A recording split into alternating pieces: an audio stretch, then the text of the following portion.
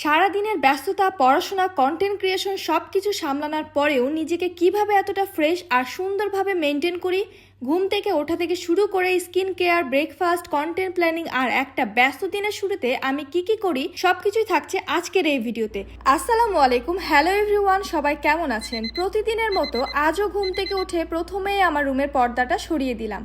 সকালের আলো আর বাইরের সুন্দর দৃশ্যটা দেখলে কেন জানি মনটা একটু ভালো হয়ে যায়। তারপর দিনের শুরুতেই শরীরকে হাইড্রেট রাখার জন্য আমি পর্যাপ্ত পরিমাণ পানি খাই। পানি খাওয়া শেষ করে আমার পুরো বিছানা সুন্দর মতো পরিষ্কার করি। সকালের এই বেসিক কাজগুলো করতে আমার খুবই ভালো লাগে। তারপর পুরো বাসা ঝাড়ু দিয়ে পরিষ্কার করি। এরপর আমি চলে যাই আমার স্কিন কেয়ার রুটিনে। আর আজকে আমার স্কিন কেয়ার রুটিনের জন্য আমি ব্যবহার করছি গার্নিশ র থেকে নেওয়া তাদের গ্লাস স্কিন কম্বোটি।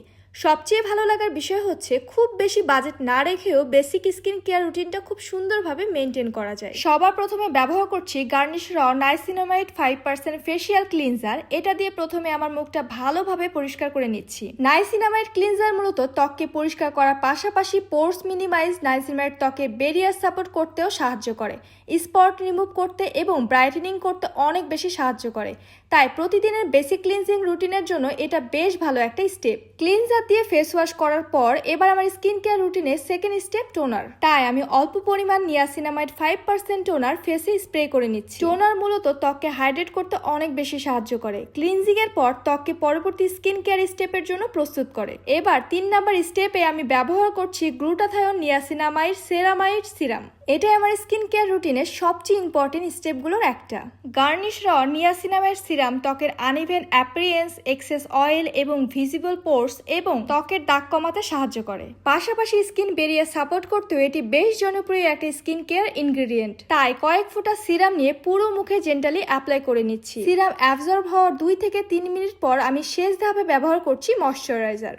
আমি আমার স্কিন টাইপ অনুযায়ী একটা ময়শ্চারাইজার অ্যাপ্লাই করে নিলাম যাতে সারাদিন স্কিনটা কমফোর্টেবল আর হাইড্রেট থাকে। এরপর আমি চলে এলাম সকালের নাস্তায়। সকালের নাস্তাটা আমি কখনোই খুব একটা স্কিপ করতে চাই না, কারণ সামনে যে ব্যস্ত দিনটা অপেক্ষা করছে তার জন্য এনার্জি অনেক বেশি প্রয়োজন। আর নাস্তা করতে করতে আমার দিনের কন্টেন্ট প্ল্যান একটু দেখে নিলাম। আজকে কি ভিডিও শুট করব, কি কন্টেন্ট বানাবো, এসবে একটু গুছিয়ে নিলাম।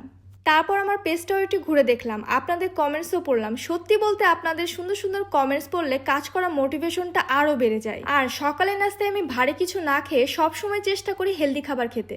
সকালের নাস্তা আর আমার ছোট্ট কন্টেন্ট প্ল্যানিং শেষ করে এবার আমি পুরোপুরি রেডি হয়ে গেলাম বাইরে বের হওয়ার জন্য। একদিকে পড়াশোনা, অন্যদিকে নিজের কাজ, কন্টেন্ট ক্রিয়েশন সবকিছু একসাথে ম্যানেজ করাও মাঝে মাঝে একটু চ্যালেঞ্জিং হলেও নিজের কাজগুলো নিজের মতো করে করতে পারার আনন্দটাও কিন্তু অনেক। এই ছিল আমার একটা ব্যস্ত দিনের একদম শুরু থেকে বাইরে যাওয়া পর্যন্ত ছোট্ট একটা মর্নিং রুটিন। আমি সবসময় চেষ্টা করি ব্যস্ততার মাঝেও নিজের জন্য একটু সময় রাখতে, কারণ নিজের যত্ন নেওয়াও কিন্তু কোনো লাক্সারি বিষয় না, এটা আমাদের প্রতিদিনের জীবনের একটা অংশ। আজকের ভিডিও এত দূরই ছিল। সবাই ভালো থাকবেন। আল্লাহ হাফেজ।